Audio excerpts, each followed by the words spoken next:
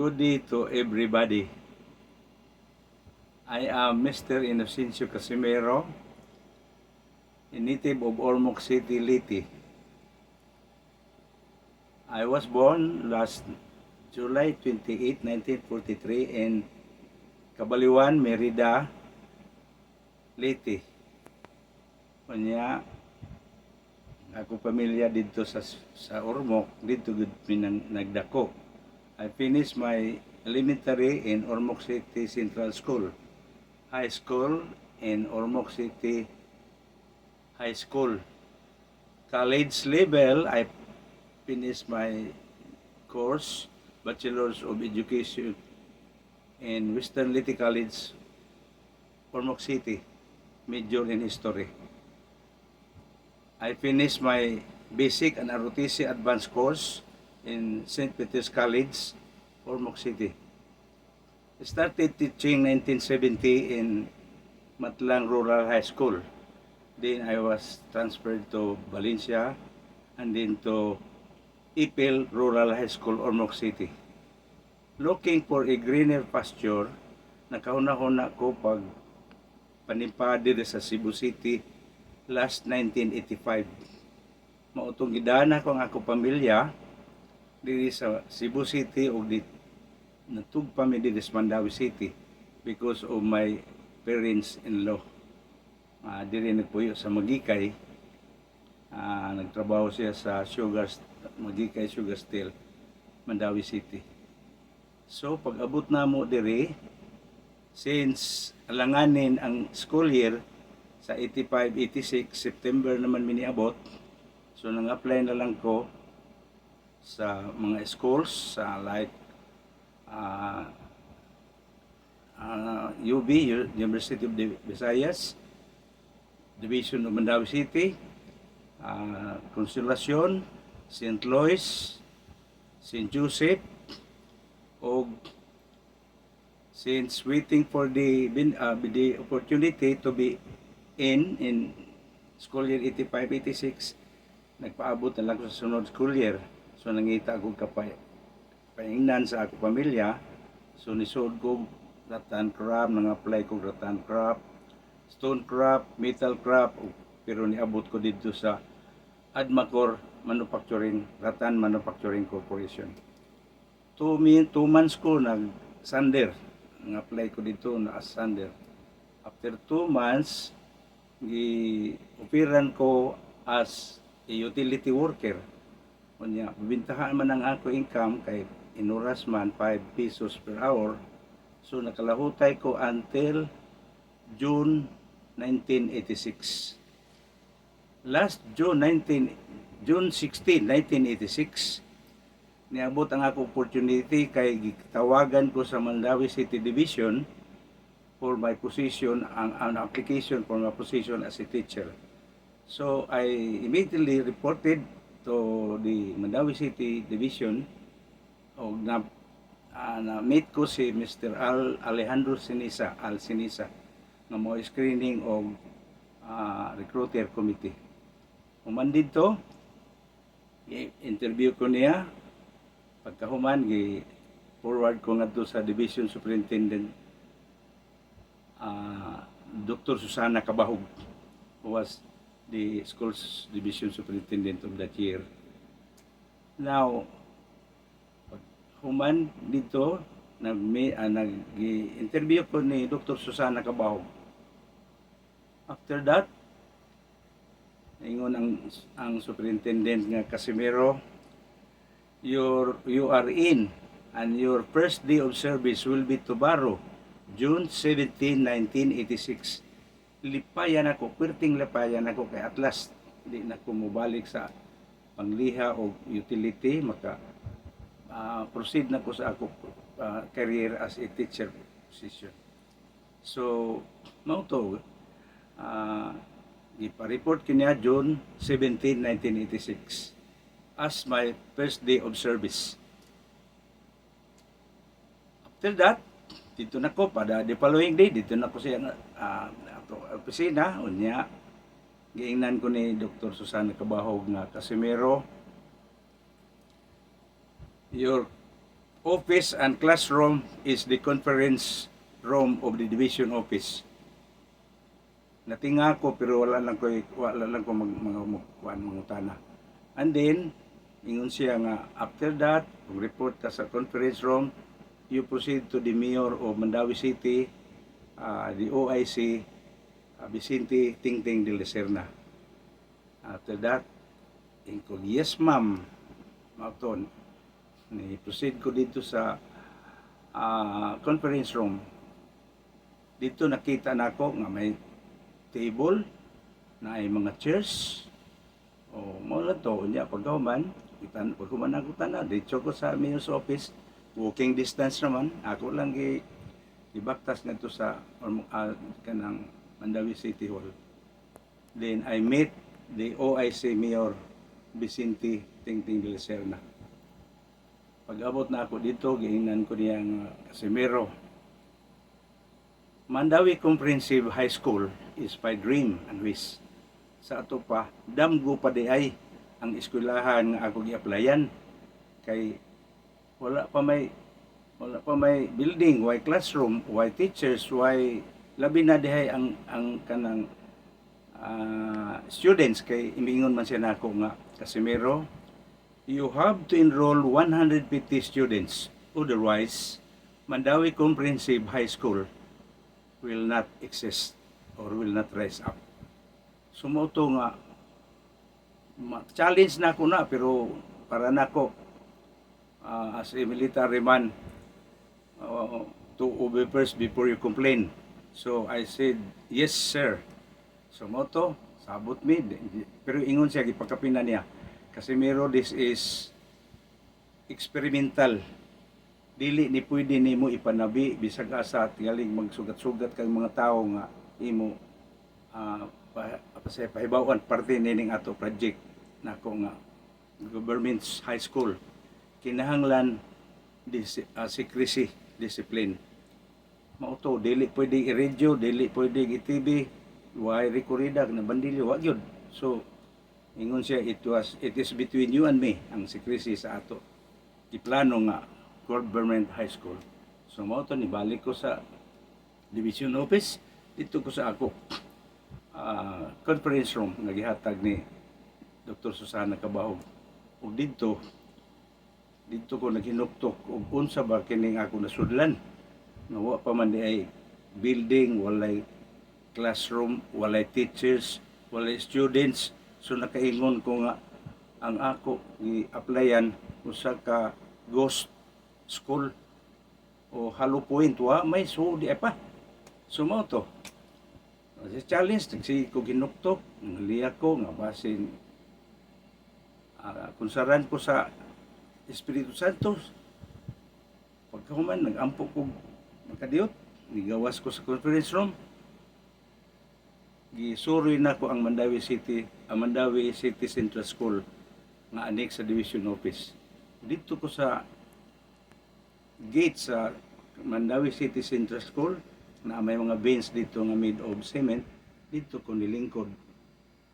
Gininaw ko ang palibot, pwerteng mangawa kay nagsugod na ang klase sa tanang schools like St. Joseph, St. Louis, Mandawi Academy o ang mga elementary schools. So moto, taod-taod na ako'y nakita nga usa ka babae nga nagdaog, nalingkod siya sa bench na simento ug na siya skilid sa kaputos. So ako siya giduol. Ko, Mrs., good morning. Siya, good morning sir. Siya, ko nga, Mrs. tabi, anang na ako'y gipaabot diri? Siya, ay sir, kanang na ako'y grade 1 pupil, gipa-enroll na ako. Kanya gihato diri sa eskwelahan kay man mamahaw kay nabaguhan tingali. Mautong gidad-an na lang ko siya pamahaw para pamasing nga karong alas 9 mag-recess mukaon na itong ako anak. Ko, mao ba di misis? Ko, misis, naigsoon ang imong mga anak? Aw ka ng imong anak nga nag-eskwela? So, yes sir, naagi taon duha ka laki na ako nga anak. Mawagi ka eskwela kay pirti siya, di gid afford. Dili lang sa MA, Mandawi Academy, ako gipa-enroll. Sus, gipangiyuan kong tag 500 ang usa. kay entrance niya kanang naay pay 1 month tuition fee nga miscellaneous das asa man sad ko taon sa tag 500 niya duha di 1,000 iko ay mo na ning ako higayon iko misis kanang asa man nga imo anak ron siya tuwa sa balay iko misis mo uli kag udto siya yes sir mo uli mi sa ako anak ni elementary ko uli ka gani misis dad atong imo duha ka anak nga laki diri unya dad dito sa conference room kay naay giablihan karon ni Vicente Tingting Lesir ng government high school free tuition fee sa diha sir oy kung kumuto ana wa man tingali eskwelahan way bayad na ron kini pinaagi sa damgo ug pangandoy ni Vicente Tingting Lesir na nga pabarugon niya ang usa ka government high school diri sa heart of the city of Mandawi. So dad agyud imo anak misis ka ako'y in charge sa panginrol. Karong alauna misis ha. Hello sir, ako gyud ipa-enroll ako anak dayon duha. Kunya abi nimo misis kining ato lang nino kining kamong nga babae may pagkamaritis man gyud. Moadto ka gani sa inyo na usa kamo balik diri daghan kang mga silingan dito. Sa sus, daghan may misis kanang ang among lugar ginganlan og Paradise Island. Iko ipanabi misis na dunay government high school nga 3 sa imong mga silingan. Kunya ay kalimot pagda sa imong duha ka anak ari. Okay, siya. Yes sir, salamat kayo. Ug mao to, tuod man alauna ni abot na kadto si Mrs. Parawan di ito siya. Ang iya anak duha, ang usa Raldi, ang usa kanang Roldan Parawan nga mo'y ako first corps commander sa CET. So mao to gi-enroll nako ang iya duha ka anak ug tuod man tungod sa iya gipanabi nagpusot-pusot ang mga estudyante. Imagine gitagaan ko og 4 days June 17, 18, 19, 20 to enroll 150 students. Otherwise, comprehensive will not rise up. So, nagpasalamat ko kay pagka-Bernis na abot og 156 ang ako na enroll sa Mandawi sa conference room sa Mandawi City Division. So, mao to ang pioneer students, 156. Pagka 20, niadto ko ni kuan June 16 mandi man tingali na o ngadto ingnan ko ni Dr. Sandra na kabahog nga ma'am mission accomplished. Sala kanindot sir iko pila imo na enroll iko 156 ma'am hala imo nang unom 150 ra may kuan ka ni mayor iko nga sa unom mo at dili kapugan siya sige bitaw report to di mayor so niadto ko sa mayor office sa Mandawi City Hall ug perting lipayan ni the late Vicente Tingting Lesir na kay na-accomplish na ako ang 150 students niya niingon siya nga Casimiro mas maayo ang sobra kaysa kuwang kay naagi ni dropouts. So mao to ang primerong hugna sa history ni aning comprehensive karon. Pero kanang anong niingon man siya nga dili usa ipasulti ato nga time. Kay experimental otherwise tingali dili madayon mabulelyaso mawawan siya. So iya. okay. Ito mo. Oo. So secret yun dito kanto niya nga kwan sekreto ba experimental lagi kay tingali di madayon. Pero dadayon kay ako man na-complete ang kwan ang kanang mission ako niya padayta di ba? Okay, sige. Go. Okay? Karon dito na ko ni Dr. Susana Kabahog o nalipay siya nga na-accomplish na ko ang ako first mission. Ang sunod na akong obstacle kainon na kong maura to ingon man si Dr. Susana Kabahog Casimiro, you must hold the students, the 156 students dili magtibuaag kay ang imo kaubang upat ka maestra wala pa magabot kay nag-clearance pa. Inko agoy ako di siya ikay mo handle sa 1 week next 1 week nga panahon pag hold sa bata aron dili magtibuag Ko, okay ma'am. So, being an experienced teacher, dito ko, basta na libro, okay ra. So, ngayon kong libro sa Property Division teacher, Mr. George Suseiko, siya may kanang in charge sa mga property. So, English, Math, Science, History, Filipino, ang ako gipangayo nga libro. Sa usa ka semana, gitudloan ako ang mga bata nga why putol kay aron dili magkatibuag mo kuan lang ko og kanang mag-resist kuno ay kami nya tungod kay eksperyensyado man ko di nadahan ako ang usa ka semana nga pag-hold sa mga bata. So pagka third week of June nangabot na ang mga kauban nako nga upat ka teachers. Ang primerong nangabot sila si Delate anhin naman si Socorro Marbabol o Irna Yuson, Mrs. Yuson sa Paknaan. Third nga niabot si Mrs. Beatrice Vicente sa Mandawi Academy, igsuon sa Division Office nga si Dr. Susana Cabahog. O ang upat nga silbi kalima namo kay ako may primero si the late Miss Enriqueta Cañete. Miss pagyud siya hantod taon sa pagkuan niya pagtaliwan sa comprehensive high school.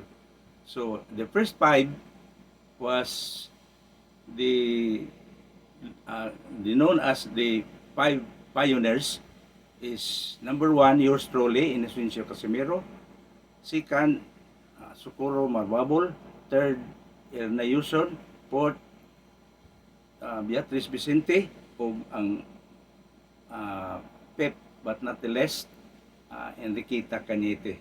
So kanang logo sa Mandawi City Comprehensive National High School, ang left side niya na mao ang 5 gear mo na representing the 5 teachers ug ang the next opposite nga side is the petals or leaves nga mauna na ang young generations karon ang nag-abot-abot na. Imagine ang population sa pagsugod sa Mandawi Comprehensive High School di pa national, di pa local pa to, wa pa man national, was 5 teachers and 150 students.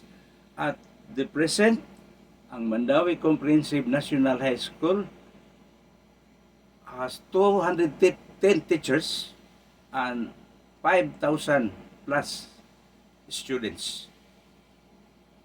Mauna ang Tatak Comprehensive.